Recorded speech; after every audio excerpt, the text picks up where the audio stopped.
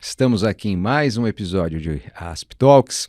Como eu costumo brincar, Hugo, aqui quando eu cheguei aqui para fazer um podcast, me deram uma ordem que eu não podia falar que hora do dia que eu estava. Então eu não podia falar bom dia, não podia falar boa tarde, porque aqui é ouvido a qualquer hora. Então, eu fiz o contrário. Eu falo bom dia quem ouve de dia, boa tarde para quem ouve à tarde, boa noite para quem ouve à noite. E eu tenho um hábito, eu gosto de correr, fazer exercício meio na madrugada, se bem cedo, e escuto muito podcast nessa hora. Então eu também dou uma boa madrugada, porque tem gente que corre, eu vejo o parque é lotado, muita gente pode estar nesse mesmo esquema como eu. Correndo junto. É isso aí. Bom, hoje estou aqui com Hugo Frugoli, é um professor de ciências forenses. Exato. Falo professor porque tem, obviamente, aqui todo um currículo acadêmico, mas, na verdade, acho que o que mais nos atrai é a prática, né? A sua prática de perito forense, a sua atuação.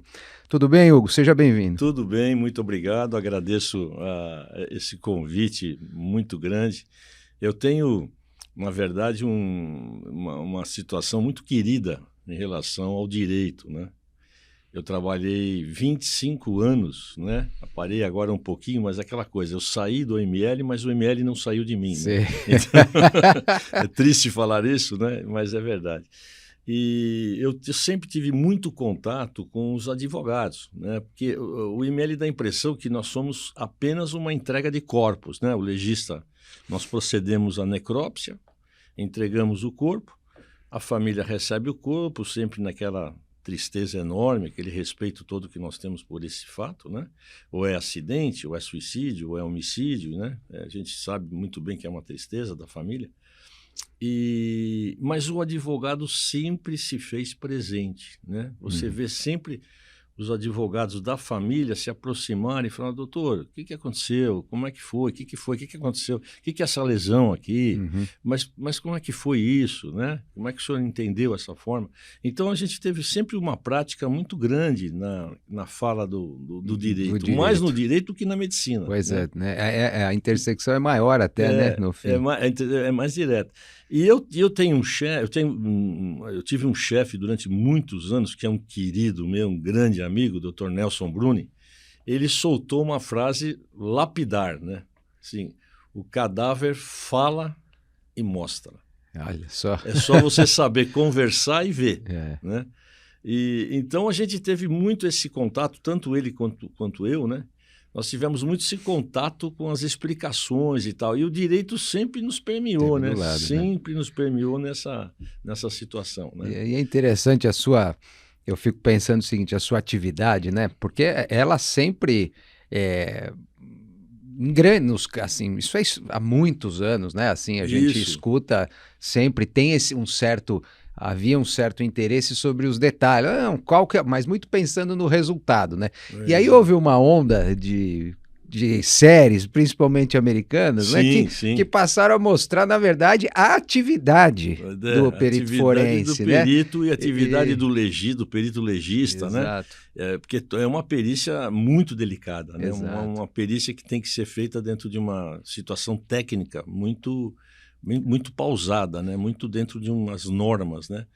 E o advogado, né? Sempre o direito nos abraça no sentido de fazer um trabalho explicativo, né? Não adianta você ter uma linguagem como médico, como perito e tal, uma linguagem técnica para explicar alguma coisa, né? A mesma coisa que uma aula, né? Exato. Aí fica cansativo, a pessoa fala, mas a subclávia direita está com uma lesão, então não é isso que interessa. O mais importante é você dizer como é que foi a dinâmica desse fato.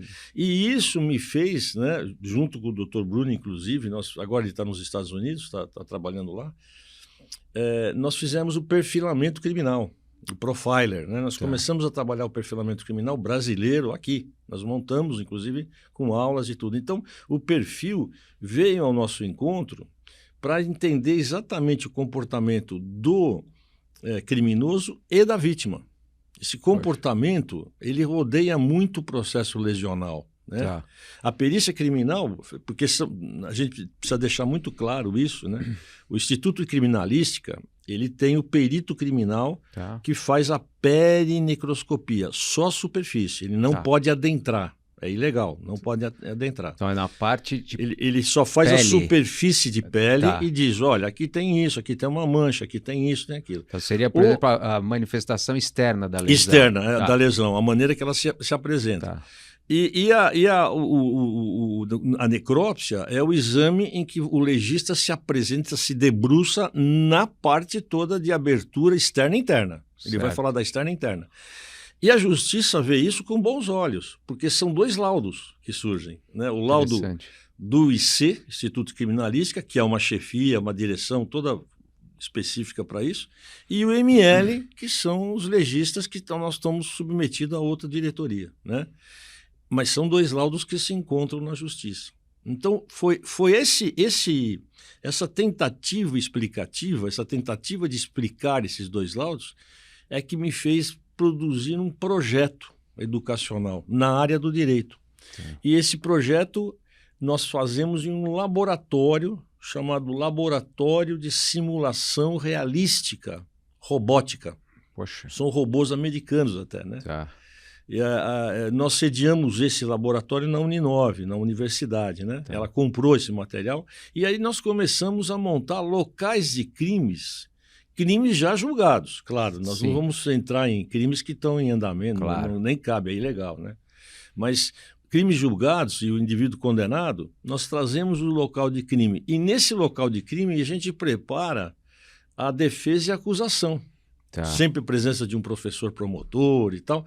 E os alunos se encantam com isso. O direito, né? Exato. E a medicina vai atrás. Ela quer também saber. A medicina fala, poxa, mas peraí, eu quero também... É interessante. Mas o direito sempre foi a bola da vez, no sentido de que é muito interessante essa montagem, essa dinâmica do crime. Os robôs, eles mostram exatamente o que aconteceu, as minúcias do crime, os detalhes, que nós temos os 2 laudos, né? Lógico. Nós nos apoiamos em laudos. Não é que a gente vai contar, não, nós vamos ter uma Disney World aqui e tal. Não. É o laudo técnico que vai mostrar como é que o crime vai ser montado. Vai ser montado. E acho que tem até um terceiro ponto só, desculpa até interrompê-lo, mas acho que o senhor até falou, né, que o cadáver fala, né? Na cena do crime, acho que a cena também fala, né? Não, a cena também conduz a cena. Os ingleses, né? Não somos nós, mas os ingleses, eles disseram o seguinte: o local de crime é um grande palco. Uhum. E nesse palco vai haver uma apresentação de quem? Do criminoso e da vítima. Quem senta nessa plateia? Delegado, promotor, juiz. Então você tem que fazer o laudo mostrando o que aconteceu. Quando o laudo não conta a história, eu vou para uma peça de teatro e eu não tenho definido bem a sequência das cenas, eu me atrapalho, não sei o que aconteceu, né? Mas espera aí, não estou entendendo o que você quer. E nós fizemos a coisa como cenário. Nós montamos a história, o crime, como sendo cenas. Sim. Então nós temos 7, 8 cenas. Eu falei, no caso do crime, por exemplo, da Mércia Nakashima, por exemplo, 7 cenas.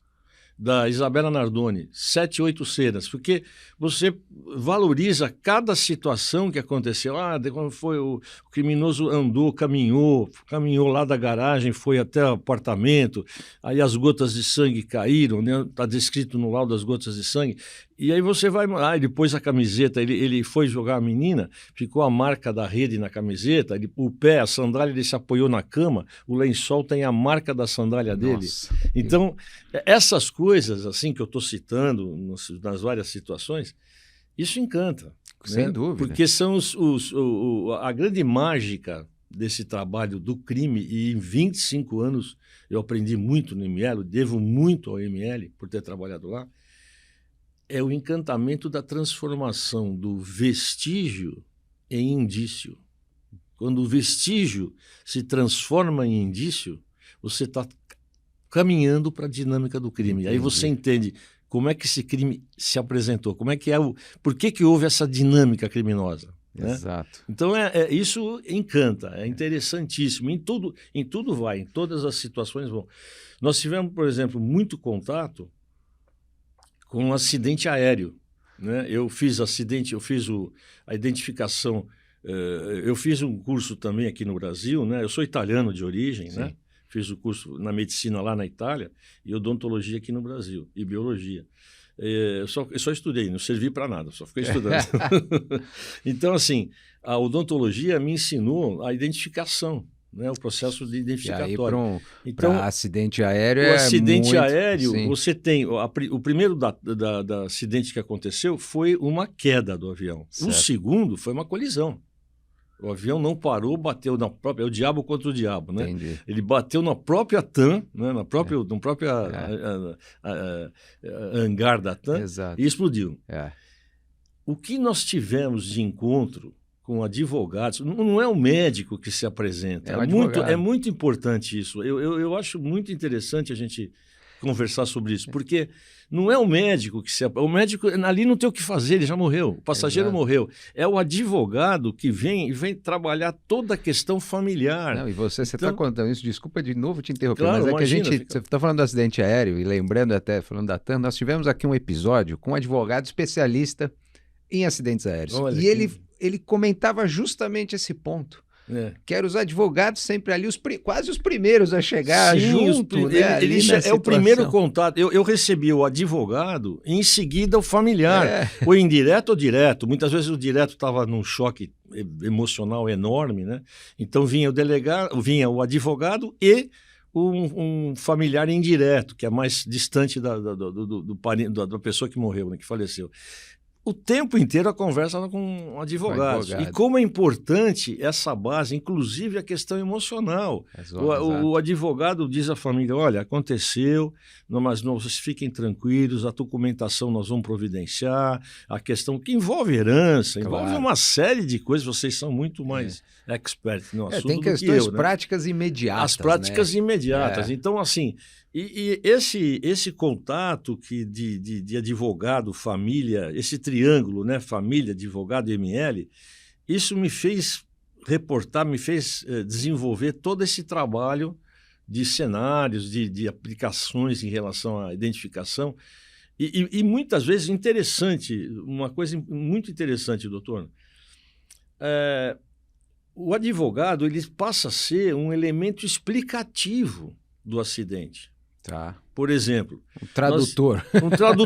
Um tradutor. Ele dizia, olha, tem passageiro que o corpo não está tão destruído, então sai por impressão digital.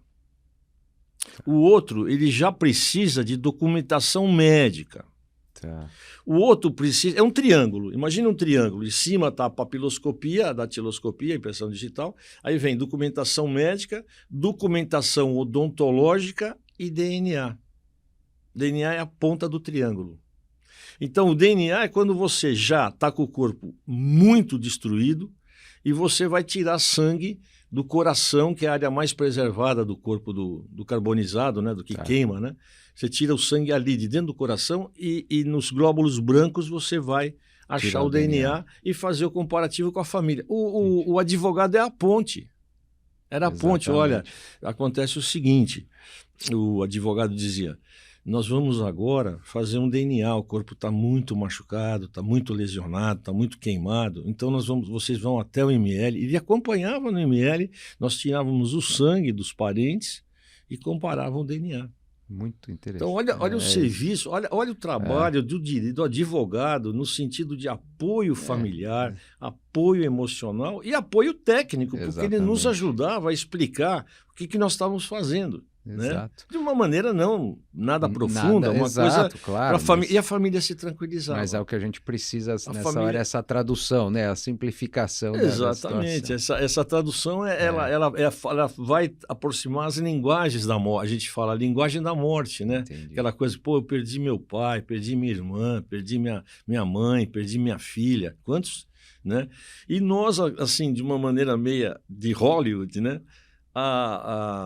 Foi feito o filme, né? E foi feito, o filme chama Congonhas, Tragédia Anunciada. Sim. E, de repente, o diretor da Netflix liga para mim, né?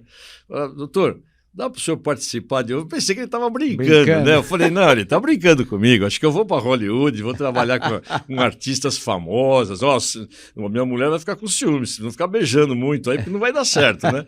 Então, ele falou assim, não, nós queremos exatamente essas colocações. E aí o filme foi montado, né?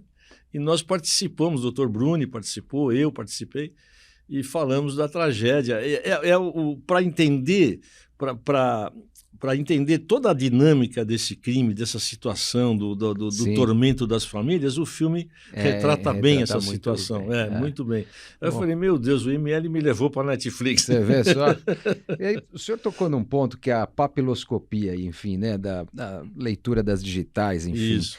Uma curiosidade, eu tenho um livro do Daniel Kahneman, que faleceu até ano passado, né? O homem aí que começou essa economia lado da psicologia econômica, psicologia, enfim. Comportamental. Comportamental. E ele tem um livro que chama Ruído, que é um dos últimos que ele lançou, foi até em parceria com mais gente. E lá ele tem um capítulo, que ele fala muito desse subjetivismo do julgamento humano. E eu me surpreendeu um capítulo que ele fala justamente do exame papiloscópico. E ele faz uma crítica, dizendo que tem um grau de subjetivismo enorme. E para mim foi um espanto. Queria que você pudesse, até assim, é uma curiosidade minha, uma explicação técnica, porque na minha cabeça era algo meio super objetivo, sem erro, né? Matemático puro. Eu ouvi falar dele, não li o livro, ouvi falar dele e ouvi falar também, né? Os legistas comentaram. Eu não vejo subjetividade aí no sentido nenhum, no sentido...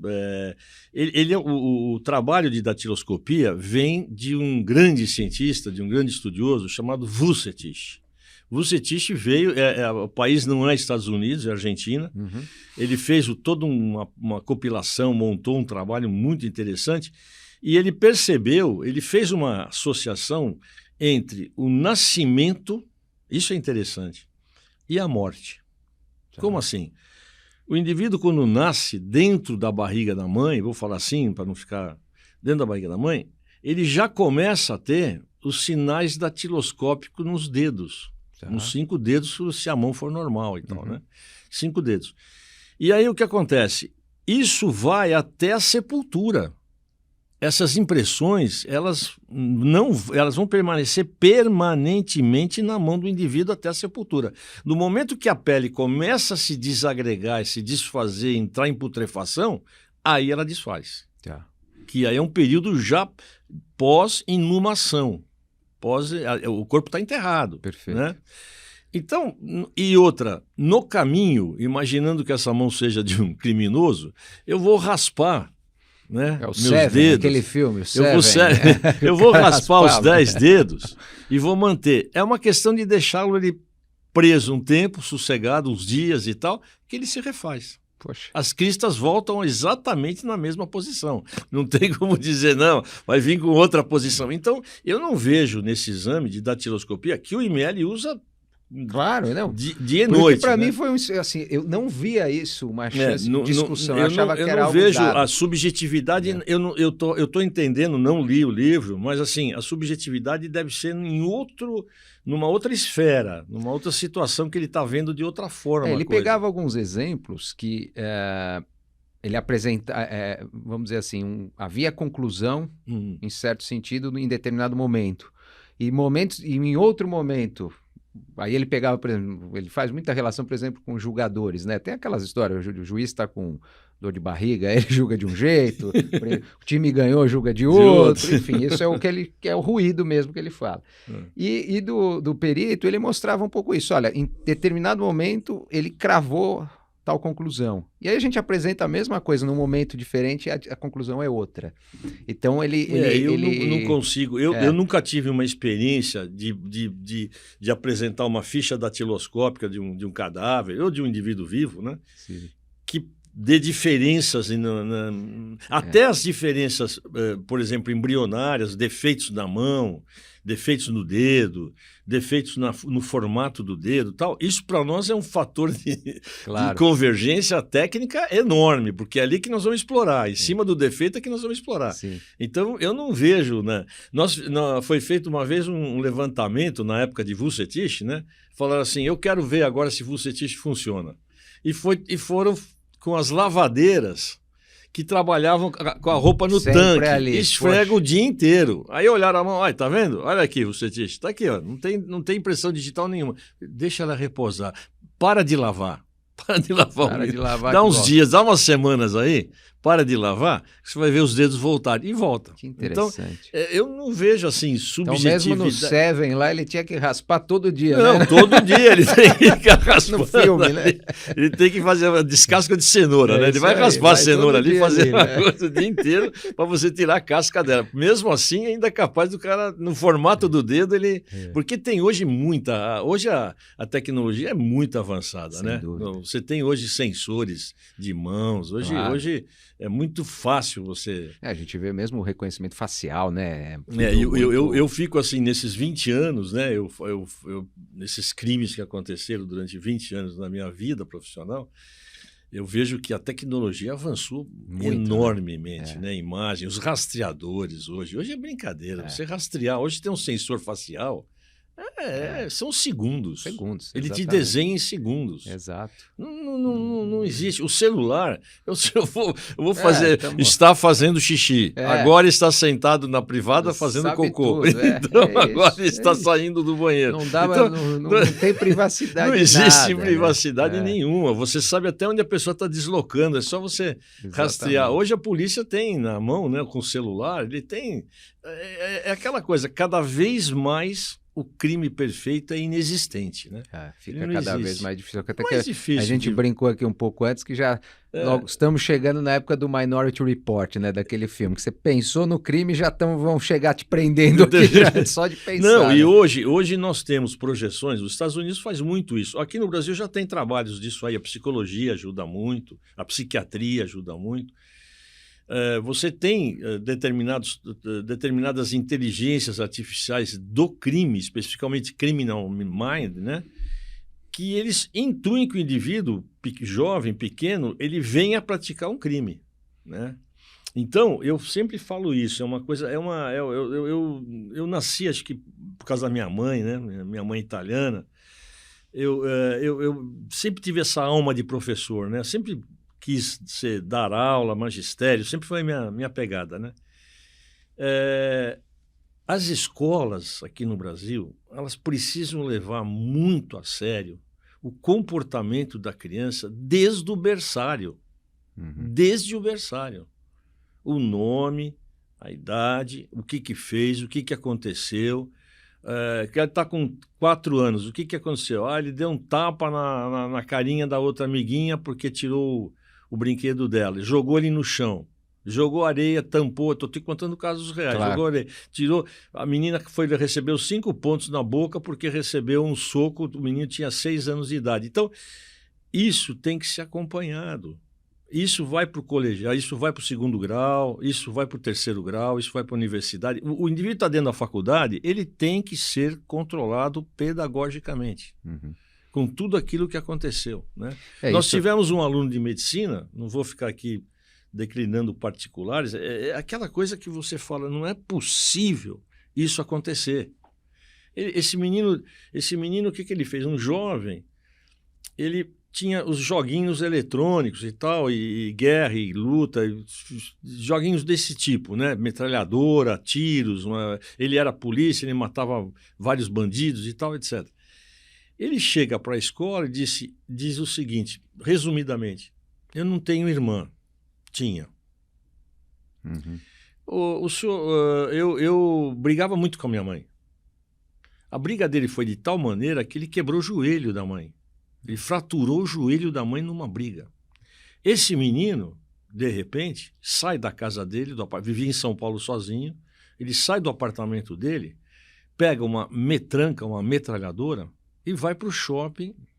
No Morumbi, né? Era o Shopping Morumbi. Shopping Morumbi. Você lembra exatamente disso, né? E ele só não matou 30 pessoas porque a metralhadora engasgou. A gente fala assim na linguagem policial, ela engasgou, ela travou em cima do... Ele matou 5, aí parou, ele ia matar todo mundo do cinema.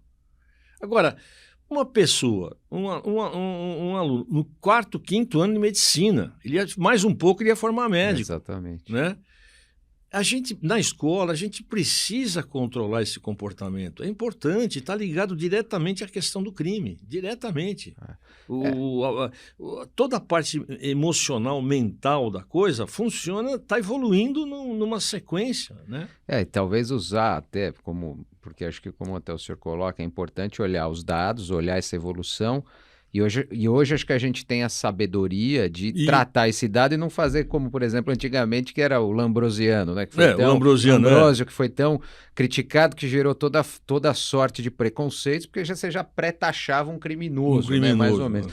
Talvez hoje, mais ou menos como se coloca, que se vê com a genética hoje, né? Que às vezes a gente vê que algo geneticamente identificado, ela não é uma sentença, né, definitiva. A pessoa é como alguém que tem o gene pró-alcoolismo, vamos falar assim. Se ele não for exposto ao álcool, ele não vai ser alcoólatra.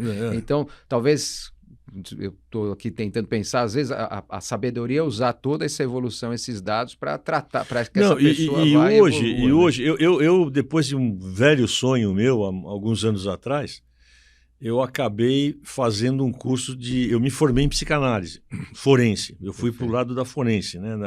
Mexer com suicídio, com o criminoso e tal.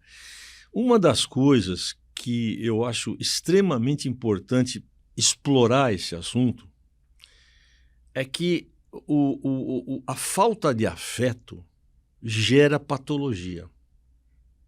O fato de uma criança não receber afeto, ela, de uma forma ou de outra, ela vai ter sinais comportamentais extremamente importantes, que vão envolver a vida dela direto, laborativa e até criminosa, no sentido, né? Nós tivemos, por exemplo, vou citar algumas situações assim gerais, sem falar nomes, que alguns criminosos, quando tinham 6 anos, a tia, a avó,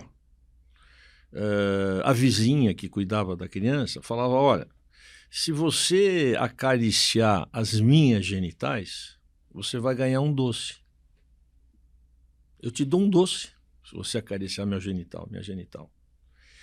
Esse indivíduo, esses crimes, são vários, hein? Que eu não vou citar nomes aqui para não expor, mas eles acabaram caminhando numa direção até de um serial killer. Ele chegou a matar 6, 7 mulheres.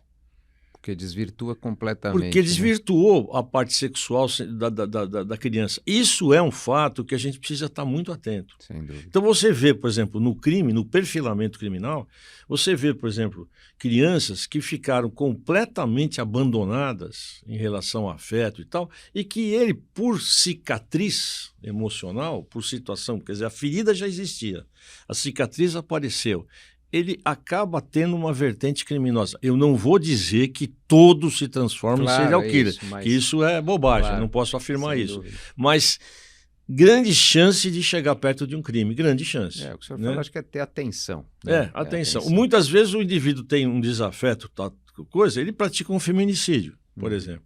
Ou ele chega e causa lesões corporais, não mata a mulher, mas ele causa lesões corporais gravíssimas na pessoa. Você vai ver, analisar a vida dele, vai ter... Então, isso eu acho que deveria haver uma atenção por parte da escola no Brasil, isso no todo, no pedagógico da escola, né? Deveria-se estar mais atentos, e assim como o médico, quando você vai ao consultório, né? O bom médico, não vou dizer que todo médico faz isso, mas o bom médico, ele faz a tua ficha. Sem dúvida. O senhor teve câncer na família? Não tive. O senhor teve problema de coração? Tive, meu pai faleceu de... Então, você tem... E quando você era criança, tal, quais doenças você teve? Eu tive lá erisipela, eu tive não sei o quê, tive cachumba, teve sarampo. Você cria um perfil patológico, tem que ser feito isso pedagogicamente. Exatamente.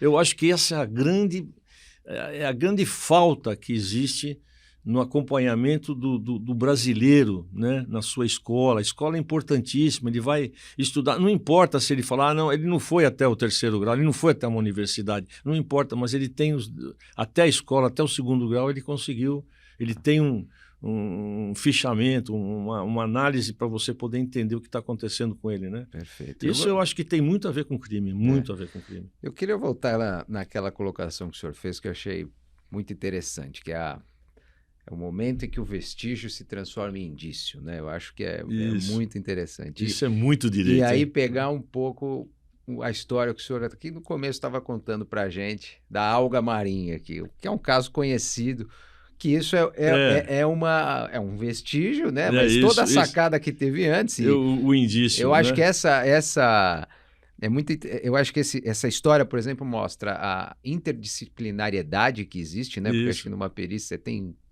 Como falou, você tem uma queda, tem física envolvida, com biologia, com medicina.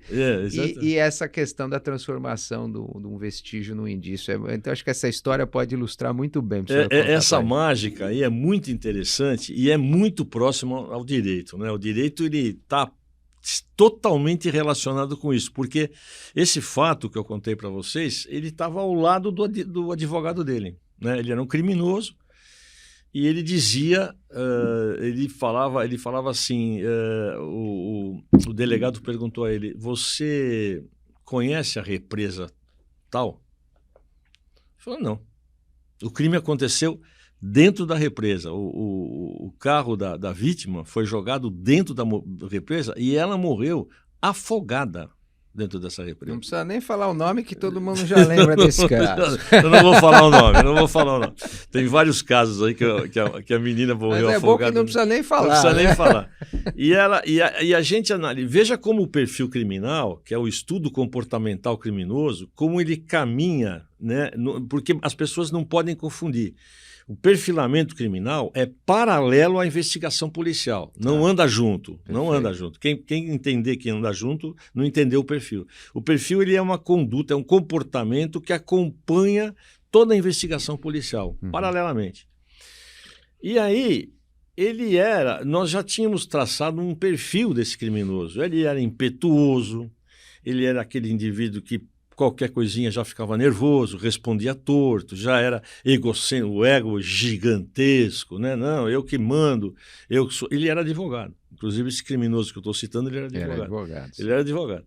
E ele, a gente estava atrás do espelho da delegacia, ele não nos via, né, no interrogatório, no depoimento, e nós tínhamos uma conversa com o delegado por ouvido, né? Quer dizer, o delegado tinha no ouvido tinha a fala nossa da outra sala, o ponto, era um ponto acústico, né?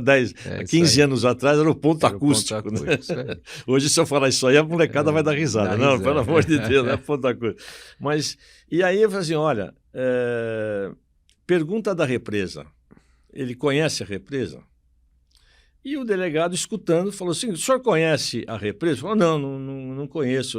Aquela região, eu sei que tem uma represa, mas eu não sei, nunca me aproximei da represa. Passado a conversa, aí o depoimento andando, ele estava discutindo sobre celulares, eu tenho 2, no fim ele tinha 5 celulares, né, à disposição, 2 do escritório de advocacia e 3 dele, pessoal e tal. No 6º, ele praticou o crime. No 6º, o celular o censor apresentou uma conversa no final de uma tarde, lá de um domingo, e ele foi o dia da morte que ele matou a moça, né, a menina. E aí depois passava um tempo, eu falava assim, pergunta de novo da represa. Aí ele, não, porque eu estou aqui, o meu carro, eu levava não sei para onde, naquela época eu estava com uma garota de programa, não sei o quê. Eu falei assim, mas o senhor conhece a represa que tem a represa? Não, eu já falei para o senhor que eu não conheço. Ele começou bem, porque ele já começou com impetuosidade na resposta, a gente começou a perceber. Na quinta então a tática era irritando sobre o tema. Na quarta vez que o delegado perguntou para ele, escuta, mas e a represa? O senhor viu, o senhor conhece, o senhor entrou nessa represa? Eu já falei! E aí ele bateu, olha que interessante, ele bateu com a mão aberta sobre a mesa do delegado, da delegacia. Ele fez um barulhão enorme, né? Deu aquela batida na mão aberta e falou e declinou, eu nunca pisei nessa represa. Esse trabalho é um trabalho que o próprio FBI já ensina, a gente já tinha trabalhado, nós tivemos na academia de polícia, eu fui professor da Cadepol há muitos anos, e a gente teve uma aula com o FBI deu aula para nós de investigação e tal, né? O inglês era espanhol, eu sou italiano, para mim entender inglês é complicado, mas eu mastigo, né? Mas veio em espanhol, o curso foi todo traduzido por uma espanhola que falava sobre isso.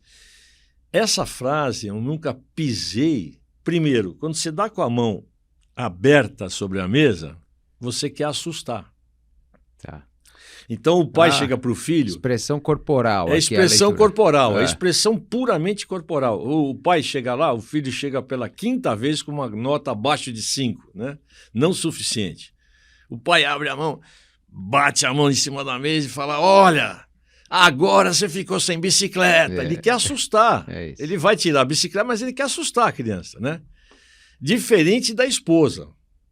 Se a esposa chegar com a mão fechada, bater a mão sobre a mesa, com a mão fechada, bate. Você não gosta da minha mãe, não precisa mais ir na casa dela e bater, leva a sério, porque você vai ser apenado. Vai ter uma pena aí. Você não vai sabe. Comprar um presentinho para a sogra. Sai comprando presentinho para a sogra, convida ela para ir para o Guarujá, para ir para a praia. Ô, sogrinha, eu amo você, você é uma mãe para mim, porque o negócio seu tá começando a ter mau odor. Você vai tá cheirando mal essa história. Então, mão fechada é nervoso concentrado, o papo é outro. Nós reparamos que ele bateu aberta para assustar, pisar. Mesmo no mesmo dia pedimos ao juiz, ao magistrado, né? Olha, vamos entrar na casa dele e retirar os sapatos dele. Pisei. Pisou. Quem pisa com sapato. E esse material foi parar no laboratório de botânica da universidade. O professor pegou esse solado, analisou e encontrou uma alga que só existia na região, naquela represa. Olha só. A alga a botânica nos ensina, né, que a alga ela precisa de sol o tempo todo, de luz o tempo todo. Sim. Então ela não vai estar no escuro lá embaixo. O carro estava a 6 metros lá para baixo. Certo. Não, ele empurrou o carro pisando nas 15 centímetros de água. Foi ali que ele pegou a alga e grudou na sola dele, né? Olha e eu achei, ficou muito marcante para mim quando o advogado dele falou assim, peraí, vocês querem dizer o seguinte, vocês vão prender o meu cliente por causa de uma alguinha. Vai ser essa alguinha que vai ajudar a prender o seu cliente, né? Mas assim, um caso de perfilamento gritante, né? Uma situação muito interessante.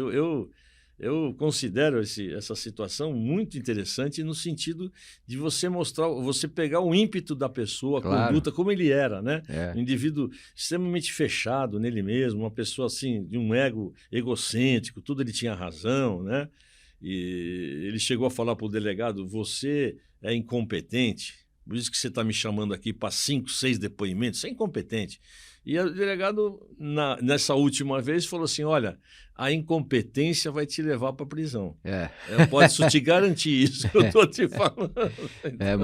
Mas é interessante como você coloca, eu acho que até que eu tinha mencionado essa questão de várias disciplinas, né? A interdisciplinariedade, porque aqui você tratou, quando fala do perfilamento, então você estava fazendo uma análise do perfil mesmo, psicológico, etc., comportamental dele. Aí você tem toda essa parte de técnica de interrogatório, análise de expressão corporal, etc. E tal, que é interessante. Na outra ponta, aí, ter a sacada para fazer o pedido, enfim, aí o judiciário entrando, e a análise da alga e a questão que a alga só tem ali naquele local. Tem ali naquele, não existe em outro lugar, na terra ela não está, ela é aquática e é da represa. A universidade tinha feito uma fitogeografia demarcando as áreas onde determinadas algas existem e tal. Sim. E essa alga justamente só havia naquela represa, não tem outras represas. Quanto de ciência em várias disciplinas num caso apenas, né? E ele esbarra no processo, né? Esbarra no laudo, porque aí a universidade, a faculdade, o curso soltou um parecer técnico da alga, né? Aquilo foi para o IC, o perito coletou, confirmou a questão, quer dizer, aquilo virou uma prova técnica fantástica, no solado, na sola do sapato dele, que era da casa dele, o sapato que ele usava. E aí, quando começa a investigação a correr, eles vão perceber que ele deixou o sapato lavado em casa no varal, estendido, porque molhou, no domingo ele matou. Sim. Na segunda-feira estava o sapato pendurado no sol, né? E a roupa ele levou para a tinturaria, porque suja Tudo. Suja toda a roupa. A represa Claro. é suja, a represa ela é uma cor escura e ela suja. Por isso que ela fica exatamente nos 15 centímetros que ela recebe luz, né? Porque se ela for mais para dentro, no profundo, não tem luz, ela não tem fotossíntese, então a alga morre. Ela se alimenta da fotossíntese, né? Da glicose que ela produz na fotossíntese.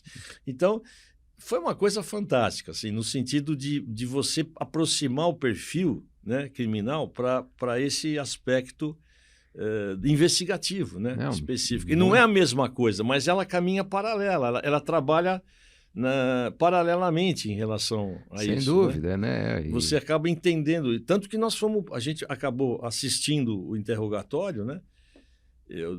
Um outro delegado uma pessoa fantástica, o doutor Itagiba, um delegado do DHPP, mostrou bem essa questão. Então, é assim, nós observamos, muitas vezes você tem um crime praticado, onde você tem, por exemplo, 200 pessoas circulando em torno. Você vai para um jogo de futebol, você vai para um autódromo, você vai para um cartódromo, você vai para uma pista de corrida, tem 100 pessoas circulando, o crime acontece.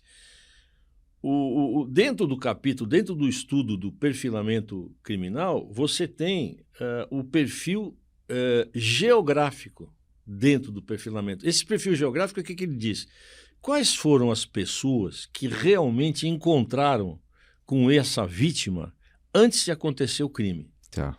Então, a partir daí, você, de 200, de passa para 100, enorme, você vai... de 100 você passa para 50, de 50 passa para 15, de 15 você cai em 5.